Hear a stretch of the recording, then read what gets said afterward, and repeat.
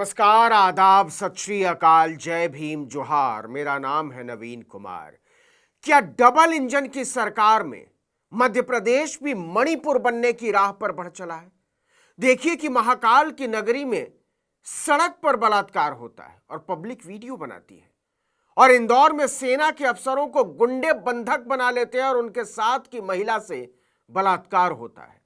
मणिपुर में भी कारगिल के एक शहीद की पत्नी को पहले कपड़े उतारकर रोड पर परेड कराया गया था और इसके बाद उन पर टूट पड़े थे दरिंदे।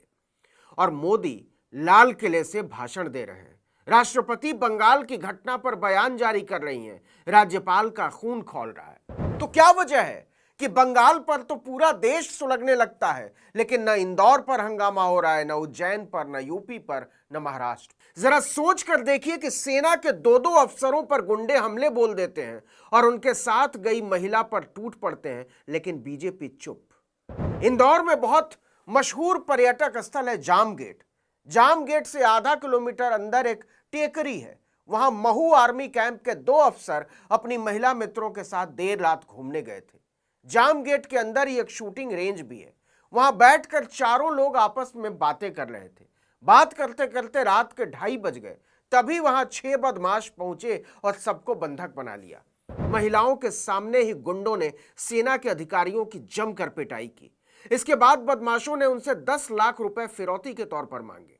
अफसरों ने कहा इतने रुपए नहीं है, तो गुंडे रुपए का इंतजाम करने के लिए एक अफसर को छोड़ने पर तैयार हो गए। अफसर की मदद के लिए उसकी महिला मित्र को भी जाने दिया।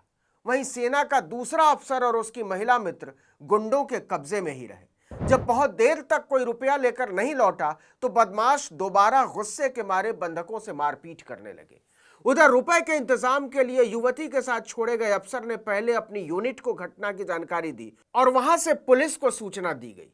सेना के अफसर और उसकी महिला मित्र को बंधक बनाए जाने की खबर मिलते ही पुलिस महकमे में हड़कंप मच जाता है।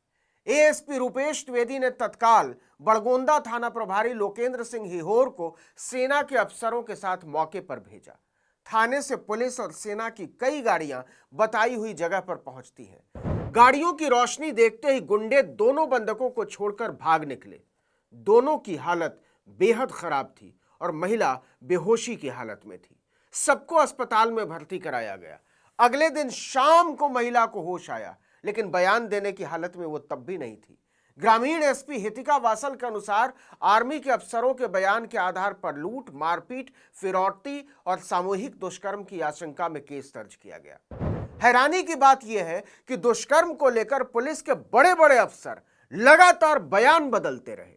डीआईजी निमिष अग्रवाल ने घटना के तुरंत बाद कहा था कि गैंगरेप हुआ है, लेकिन रात में ये एडिशनल डीसीपी रूपेश द्विवेदी ने बयान दिया कि पीड़िता ने होश में आने के बाद गैंगरेप की बात से इनकार कर दिया। फिलहाल पूरे मामले की जांच की जा रही है। जांच के बाद ही कुछ कहा जाएगा।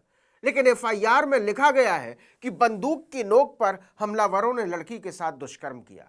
हैरानी की बात यह है कि मेडिकल जांच के बाद भी पुलिस को पता नहीं था कि महिला के साथ वाकई क्या हुआ है, और नहीं तो वो कुछ तथ्य छिपाने की कोशिश कर रही थी। आपको बता दें कि सेना के अफसर महू के इन्फेंट्री स्कूल में एक ट्रेनिंग प्रोग्राम के लिए आए हुए थे। इस घटना को लेकर लोकसभा में नेता प्रतिपक्ष राहुल गांधी ने भाजपा पर करारा हमला बोला। उन्होंने ट्विटर पर लिखा, मध्य प्रदेश में सेना के 2 जवानों के साथ हिंसा और उनकी महिला के साथ दुष्कर्म पूरे समाज को शर्मसार करने के लिए काफी है।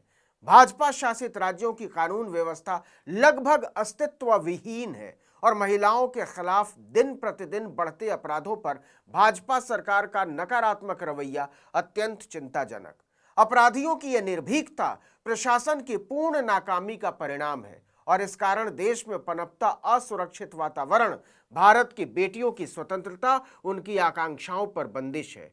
समाज और सरकार दोनों शर्मिंदा हों और गंभीरता से विचार करें। देश की आधी आबादी की रक्षा की जिम्मेदारी से कब तक आंख चुराएंगे?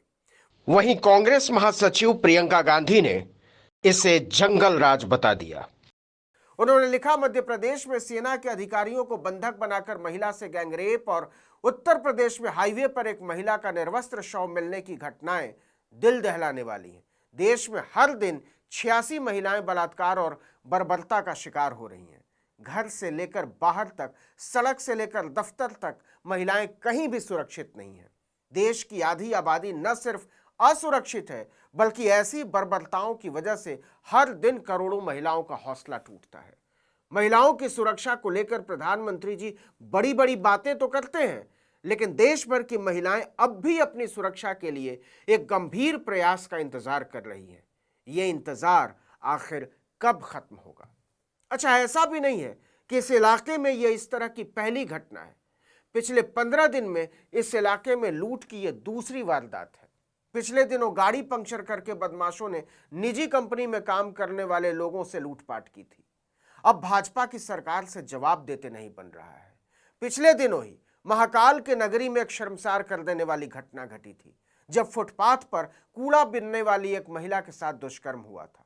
2 जून को इसी महू में देर रात घर लौटते समय अगवा करके सुनसान जगह पर ले जाकर एक 22 साल की महिला को सामूहिक दुष्कर्म का शिकार बनाया गया था। इस मामले में पुलिस ने एफआईआर तक मुश्किल से दर्ज की थी। 5 जून को मध्य प्रदेश की राजधानी भोपाल में एक 16 साल की बच्ची के साथ दुष्कर्म हुआ। 12 जून को जबलपुर में एक 30 साल की महिला को सरेशाम घर से बाजार जाते हुए खींच लिया गया था। आपको बता दें कि इनमें से किसी भी घटना के बाद बीजेपी के किसी भी नेता ने कोई हंगामा नहीं मचाया, लेकिन बंगाल में वही बीजेपी पुलिस कमिश्नर को हटाने की बात करती है, सरकार को ही बर्खास्त कर देने की बात करती है, मुख्यमंत्री का इस्तीफा मांगती है, और इसमें सत्ता और संविधान की पूरी मशीनरी तत्परता से कूद पड़ती है। लेकिन इंदौर में सेना के अधिकारियों को बंधक बनाकर उनकी पिटाई और उनकी महिला मित्रों पर ढाए गए जुल्म ने भाजपा की नीयत को बेनकाब कर दिया है।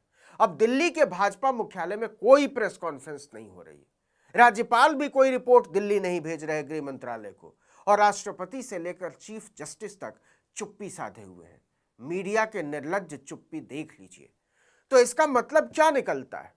जरा सोच कर देखिए, यही बंगाल में हुआ होता या कर्नाटक में हुआ होता, संपादकों ने अपने एंकरों और रिपोर्टरों को टीवी का पर्दा फाड़कर बाहर निकाल दिया होता। इस वीडियो में इतना ही, लेकिन अगर आपने आर्टिकल 19 इंडिया को अब तक सब्सक्राइब नहीं किया तो फौरन कर लीजिए। बेल आइकॉन दबाइए, घंटी जैसी आकृति, लाइक कीजिए और कमेंट करके बताइए हमारा वीडियो आपको कैसा लगा। हमारा ट्विटर हैंडल है article19_India और मेरा ट्विटर हैंडल नवीन जर्नलिस्ट। नमस्कार।